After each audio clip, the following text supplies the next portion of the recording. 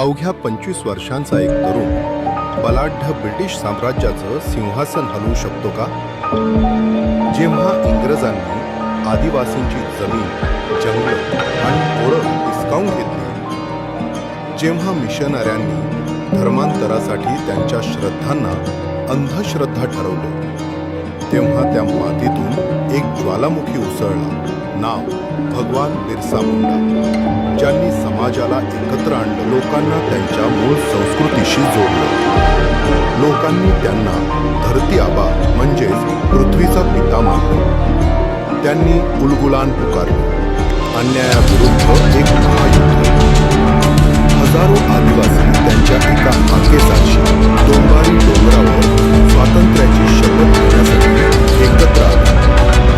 पण इंग्रजांनी जालियनवाला बागेसारखंच हत्याकांड घडवलं. शेकडो निष्पाप लोक मारले गेले. फक्त 500 रुपयांच्या लालसेपोटी झालेल्या फितुरीमुळे त्यांना अटक झाली आणि अवघ्या 25व्या वर्षी तुरुंगातच त्यांचा संशयास्पद मृत्यू झाला. त्यांचं नाव इतिहासाच्या पानातून पुसण्याचा खूप प्रयत्न झाला, पण तुम्ही विसराल का या धरती आबाच्या बलिदानाला?